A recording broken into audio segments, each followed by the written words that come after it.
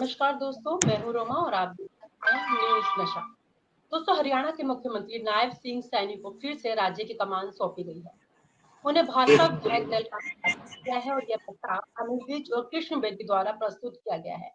इस निर्णय को विधायकों ने भी स्वीकार कर लिया है। बैठक में केंद्रीय होम मिनिस्टर अमित शाह और मध्य प्रदेश के मुख्यमंत्री मोहन यादव ने भी कह दिया है। अनिल विज और नायब सिंह सैनी के नाम का प्रस्ताव देना महत्वपूर्ण है, क्योंकि वह खुद भी सीएम पद के दावे जा रहे थे। विज ने चुनाव के दौरान कहा था कि भाजपा की जीत के बाद अगली मुलाकात मुख्यमंत्री के तौर पर होगी। सीएम सैनी ने नेता निर्वाचन होने की घोषणा अमित शाह ने की है। मार्च में मनोहर लाल खट्टर के इस्तीफे के बाद सैनी को मुख्यमंत्री बनाया गया था। भाजपा ने हरियाणा चुनाव में सैनी के चेहरे पर प्रचार प्रसार किया था और उनकी जीत के बाद यह तय माना गया था कि वह पुनः सीएम बनेंगे।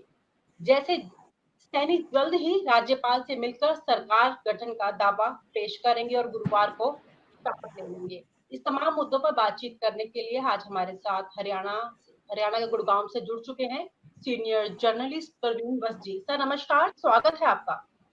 जी सर, शुरुआत करते हैं प्रोग्राम की। क्या नायब सिंह सैनी के मुख्यमंत्री के रूप में दोबारा से हरियाणा की राजनीति में किस तरह का बदलाव ला सकता है? मेरा पहला सवाल आपसे। देखिए रोमा जी, जो मुख्यमंत्री चेहरा जिस पर भाजपा ने चुनाव लड़ा था, जब नायब सिंह सैनी को 6 महीने पहले कमान सौंपी गई थी हरियाणा की, उस वक्त नायब सिंह सैनी ने साफ तौर पर कहा था, जब विपक्ष उनसे 10 साल का हिसाब मांगता, तो नायब सिंह सैनी ने कहा कि भूपेंद्र सिंह हुड्डा अपने 10 साल का हिसाब दे, मैं अपने 56 दिनों का हिसाब देने के लिए तैयार हूँ। तो जो 6 महीने में घोषणाएं मुख्यमंत्री नायब सिंह सैनी द्वारा की गई, उन्हीं घोषणाओं पर ये चुनाव उसी घोषणाओं के इर्द गिर्द घूमता रहा। खास तौर पे युवाओं को नौकरी देने का मामला, जो बिना खर्ची पर्ची के नौकरी का जो एक चलन चला था हरियाणा में, उसको नायब सिंह सैनी ने आगे बढ़ाया।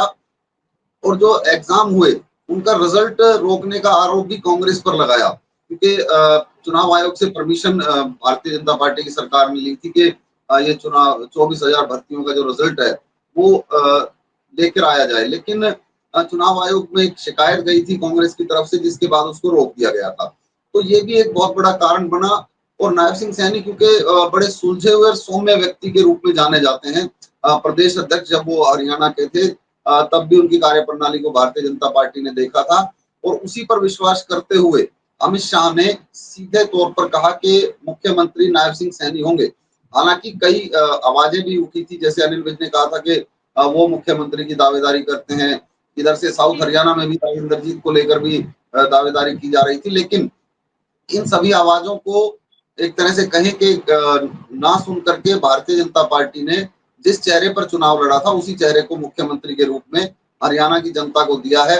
और जो अमित शाह है, उन्होंने साफ तौर पर कहा बोलते हुए कि नायब सिंह सैनी एक योग्य व्यक्ति है, और हरियाणा की जनता ने जो तीसरी बार मैंडेट दिया है भारतीय जनता पार्टी को, उस पर भारतीय जनता पार्टी पूरी तरह खरा उतरने का काम करेगी। और नायब सिंह सैनी ने भी अपने संबोधन में, जब उनको विधायक दल का नेता चुन लिया गया, तो उन्होंने भी अपने संबोधन में कहा कि वो शपथ लेने के 1 घंटे बाद 24,000 युवाओं को नौकरी की सौगात देंगे, जो रिजल्ट रुका हुआ है।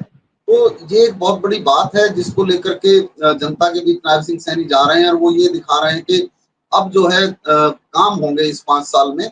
उन कामों के दम पर भारतीय जनता पार्टी आगे भी हरियाणा की जनता से सहयोग लेती रहेगी। सर, वादे तो ऐसे पहले भी बहुत किए थे, लेकिन इम्प्लीमेंट नहीं हुआ था इस पर। तो ये कहाँ तक साबित हो सकता है जो 5,000 नौकरी देने की बात कर रहे हैं? देखिए, जो घोषणाएं की है उनको अमली जामा पहनाना शुरू, क्योंकि अभी शपथ ग्रहण नहीं हुआ है, कल शपथ ग्रहण समारोह है। उसके बाद जो है ये कितनी योजनाओं को पूरा कर पाती है भारतीय जनता पार्टी, ये देखना होगा। हालांकि पिछले 5 सालों में जो काम थे वो इतनी गति से नहीं हो पाए। लेकिन अभी जो हम देख रहे हैं, जो चुनाव जब से जीता है 8 तारीख के बाद से, हम जो विधायक चुने गए हैं, उनकी जो काम करने की गति है, उसको देखकर ये लगता है कि इस बार जो भारतीय जनता पार्टी किसी और मूड में दिखाई दे रही है। क्योंकि मैं गुड़गांव की बात कर लूं, मैं बादशाहपुर विधानसभा की बात कर लूं, रेवाड़ी, जितने भी जिले हैं, वहां पर साफ तौर पर मैसेज एक दिया गया है सरकारी अधिकारियों को, वो अपनी कार्यप्रणाली को दुरुस्त करें। अब सुस्ती और ढीला ढाली जो है काम में नहीं चलेगी। और जो हमारा एक शहर बिल्कुल कूड़ा ग्राम बनता जा रहा था, उसमें जिस तेजी से सफाई का काम शुरू हुआ है, देखकर पब्लिक को भी लग रहा है कि भाई ये भारतीय जनता पार्टी को क्या हुआ है कि इतनी तेजी से काम जो करा रही है। तो ये एक असर देखने को मिल रहा है और उसका सीधा श्रेय नायब सिंह सैनी को जाता है, क्योंकि जब बाजरे की खरीद यहाँ पर हरियाणा में चल रही थी तो वो मंडी में पहुंच गए और उन्होंने अपने विधायकों को भी हिदायत दी कि आप अपनी मंडियों में जाइए और वहां पर जाकर देखिए कि किसानों को किसी तरह की दिक्कत ना हो खरीद में, अपनी बिकवाली करने में। तो सारे विधायक जो है एक ही दिन पर सब मंडियों में पहुंचे थे और वहां जाकर अधिकारियों से बात कर किसानों की सुविधाओं का ध्यान रखने के लिए निर्देश तक जारी कर दिए गए थे। तो ये जिस तेजी से नायब सिंह सैनी ने निर्देश जारी किया और उसका इम्प्लीमेंटेशन हुआ, उसको देखकर ये लगता है कि जो घोषणाएं नायब सिंह सैनी ने पिछले 6 महीनों में की हैं चुनाव से पहले, उन पर भी काम जल्द शुरू हो जाएगा, क्योंकि जिस तेजी से भाजपा काम की बात कर रही है तो संभवतः लोगों को अब विश्वास होने लगा है कि हाँ काम तेजी से होंगे। जिससे पहले भी मैंने आपसे सवाल किया था कि क्या इस बार बीजेपी किसानों को साथ लेकर चलेगी, तो आपने बताया था कि वो चुनाव के अगले दिन से ही एक्टिव हो गए हैं और मंडी में पहुंचकर किसानों को साथ लेकर चल ही रहे हैं। इसका भी आंसर आपने मुझे उस समय पहले भी दिया था और आज भी दे रहे हैं। सर, अनिल विज ने भी ये नायब सिंह सैनी का नाम आगे रखा है मुख्यमंत्री के लिए, लेकिन वो खुद भी दावेदारी रखते थे इस चीज की। तो कैसे संभव हुआ कि उन्होंने कि नायब सिंह सैनी का नाम ही आगे कर दिया और खुद पीछे हट गए? इसके पीछे क्या कहानी है? देखिए, अमित शाह का पर्यवेक्षक बन के आना हरियाणा में एक बहुत बड़ी बात है कि गृह मंत्री और जो भारतीय जनता पार्टी के चाणक्य कहे जाते हैं, वो पर्यवेक्षक बन के विधायक दल की बैठक में पहुंचे थे। और ऐसा माना जाता है कि जहां अमित शाह होते हैं वहां कोई दूसरा सवाल जवाब नहीं होता। वहां पर जो अमित शाह ने तय कर दिया वही होता है, उसमें सवाल जवाब की संभावना बिल्कुल खत्म हो जाती है। और क्योंकि हरियाणा में सवाल जवाब चल रहे थे सीएम के नाम को लेकर के, तो उन्हीं संभावनाओं को और उन सवालों को खत्म करने के लिए अमित शाह को यहाँ भेजा गया था। और अमित शाह जब यहाँ पहुंचे थे, और एक जो स्टाइल हम पिछले 2-3 चुनाव में देखा, 2-3 स्टेट में देखा है, जैसे राजस्थान का आप ले लीजिए सॉरी, राजस्थान में जब मुख्यमंत्री चुनने की बात थी, तब वसुंधरा राजे सिंधिया के हाथों से वो पर्ची खुलवाई गई। उनका नाम जो अनाउंस किया गया मोहनलाल जी का, वो वसुंधरा राजे के हाथों से कराया गया क्योंकि वो मुख्यमंत्री की रेस में थी।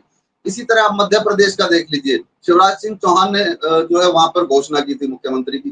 तो ये एक स्टाइल कह लीजिए अमित शाह का या भारतीय जनता पार्टी का, कि जो बड़े दावेदार होते हैं उन्हीं से जो है मुख्यमंत्री के नाम की घोषणा कराई जाती है, ताकि बाकी विधायकों को ये मैसेज जा सके कि कोई झगड़ा नहीं है आपस में, सब एक है और जो दावेदारी कर रहे थे उनकी सहमति से ही इनको मुख्यमंत्री का पद दिया गया है। तो जहां अमित शाह होते हैं वहां इफ एंड बट की संभावना तो खत्म हो जाती है। सर, इसी को तो बोलेंगे चाणक्य नीति।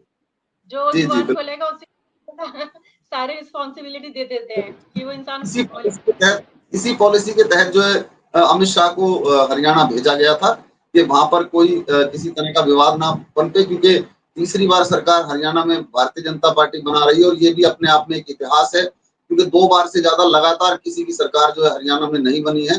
हाँ, एक इतिहास जरूर है जो मनोहर लाल खट्टर कहते थे कि हरियाणा वासी हमेशा राज्य में उसी की सरकार बनाते हैं जिसकी सरकार केंद्र में होती है। तो अब केंद्र में भारतीय जनता पार्टी है, तो इस बात पर भी कहीं ना कहीं हरियाणा की जनता खरी उतरती दिखाई दी। सर, हरियाणा में जिस तरीके से ये एक्टिव है, तो सरकार तीसरी या चौथी बार भी बनने की पूरी उम्मीद है। अगर जनता को साथ लेकर चलेंगे, उनके मुद्दों को सॉल्व करते रहेंगे, तो आगे भी उम्मीद है ही है सरकार की। चलिए, मैं अगला सवाल ले लेती हूँ आपसे। क्या हरियाणा के अहिरवाल बेल्ट के नेताओं को मंत्रिमंडल में शामिल करना एक राजनीतिक रणनीति है या फिर कुछ और वजह है इसके पीछे? देखिए, दक्षिण हरियाणा ने भारतीय जनता पार्टी को भारी बहुमत से जिता करके भेजा है। जो मैं पूरे इलेक्शन की बात करूं तो यहाँ पर जो सबसे ज्यादा वोट से जीतने वाले विधायक मुकेश शर्मा है गुड़गांव से, फिर राव नरवीर हैं जो बम्पर वोटों से जीते हैं। उसके अलावा जो अहिरवाल क्षेत्र है, वहां से अगर आप कुछ सीटों को छोड़ दे तो 20 से ज्यादा सीटें जो हैं वो अहिरवाल क्षेत्र की जो है भारतीय जनता पार्टी की झोली में गई हैं। तो जितने विधायक यहाँ से चुन करके भेजे गए हैं उस हिसाब से दक्षिण हरियाणा के लोगों को उम्मीद है कि उनको प्रतिनिधित्व मिलेगा। और जो देखिए, लगभग 2 नाम तो तय दिखाई देते हैं, वो तो फाइनल पता तो कल ही लग पाएगा, लेकिन राव नरवीर सिंह का नाम यहाँ से तय दिखाई देता है कि उनको मंत्री बनाया जाएगा। इसके अलावा आरती राव जो राव इंद्रजीत सिंह की बेटी है, उनका भी मंत्री बनना लगभग तय दिखाई देता है। इसके अलावा जो बनवारी लाल थे उनका भी सुनने में आ रहा है, और इसके अलावा जो मुकेश शर्मा है, क्योंकि वो सबसे ज्यादा वोटों से जीते हैं, तो उम्मीद यही की जा रही है कि उनको भी मंत्री पद दिया जा सकता है। तो अहिरवाल क्षेत्र से 4-5 मंत्री तो बनना तय दिखाई देते हैं। ये तो कल ही निर्णय होगा कि कौन कौन बाजी मारेगा, लेकिन हाँ, राव नरवीर का और आरती राव का लगभग तय दिखाई देता है कि उनको मंत्री मंडल में जरूर जगह मिलेगी, और सरकार की कोशिश होगी कि दक्षिण हरियाणा के जो विधायक हैं उनको पूरा प्रतिनिधित्व दिया जाए दक्षिण हरियाणा को, क्योंकि जिस हिसाब से उन्होंने यहाँ जिता करके पार्टी को भेजा है, तो उसका रिजल्ट जो है वो लोग भी चाह रहे हैं कि उनके इलाके से ज्यादा मंत्री बनेंगे तो जो विकास है ज्यादा होगा। जबकि भारतीय जनता पार्टी का तो ये कहना है कि वो समान रूप से विकास कराते हैं पूरे हरियाणा में, लेकिन फिर भी लोगों को कहीं ना कहीं एक इच्छा रहती है कि अगर उनके इलाके का व्यक्ति मंत्री बनता है तो उनके कामों में उनको थोड़ा आसानी हो जाती है और विकास की थोड़ा गति बढ़ जाती है। तो अब ये कल पता लग पाएगा कि कितने दक्षिण हरियाणा कितने विधायकों को मंत्री पद मिलता है, या राज्य मंत्री बनाया जाता है, चेयरमैन बनाया जाता है। वैसे जो अभी तक की सूचना के अनुसार कल 12 मंत्री शपथ ले सकते हैं नायब सिंह सैनी के साथ। उसके बाद जब विस्तार होगा तब देखा जाएगा कि कौन मंत्री बनेगा। फिलहाल सूचना के अनुसार 12 की संभावना है कि 12 मंत्री शपथ ले सकते हैं। सर, कल शपथ ग्रहण समारोह है, इसमें कौन कौन से सीनियर लीडर शामिल होने वाले हैं, उनके नाम बताएं आप। देखिए, भारतीय जनता पार्टी इस समारोह को काफी भव्य रूप देने की तैयारी कर चुकी है, क्योंकि तीसरी बार सरकार बनी है। मैं फिर एक बार रिपीट कर रहा हूँ, तो इसको भव्य समारोह बनाकर विपक्षी पार्टियों को एक मैसेज भी भारतीय जनता पार्टी देगी। और जो क्योंकि अभी झारखंड और महाराष्ट्र में चुनाव का ऐलान हो गया है, तो वहां के लिए भी यहीं से एक गेम चेंजर गेम तय होगा। हरियाणा की जीत का बड़ा अहम रोल होगा महाराष्ट्र और झारखंड में। इसके साथ ही प्रधानमंत्री नरेंद्र मोदी यहाँ पर पहुंचेंगे। अमित शाह यहाँ पहुंच चुके हैं। इसके अलावा मनोहर लाल खट्टर केंद्रीय मंत्री यहाँ पर मौजूद हैं, राव इंद्रजीत यहाँ पर मौजूद हैं। इसके अलावा जो भाजपा शासित राज्य हैं उनके लगभग सभी मुख्यमंत्रियों को इसमें शामिल करने का न्योता प्रशासन की ओर से भेजा गया है। इसके साथ ही जो विपक्ष के नेता है, चाहे कुमारी शैलजा ले लीजिए, भूपेंद्र सिंह हुड्डा है, रणदीप सुरजेवाला है, इन सभी को जो है शपथ ग्रहण का निमंत्रण दिया गया है।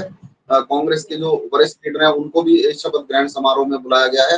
खुद अमित शाह ने इस बात की भी घोषणा की है कि हम विपक्ष को भी शपथ ग्रहण समारोह में बुलाएंगे शामिल होने के लिए, और ये एक अच्छा मैसेज है। देखिए, चुनाव हो चुका, बात प्रदेश के विकास की है, तो जब पक्ष और विपक्ष मिलकर के जब किसी प्रदेश का भला करने की सोचता है तो उसमें विकास की गति अपने आप बढ़ जाती है।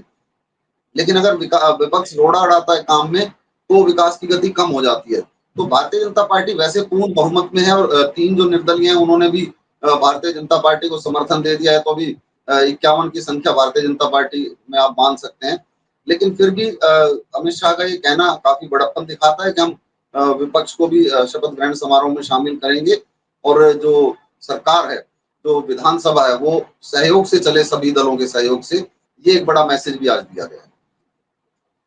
अब देखना ये होगा कि कल आता कौन कौन है। इनविटेशन तो काफी लोगों को दिया गया, लेकिन शामिल इसमें कौन कौन होता है।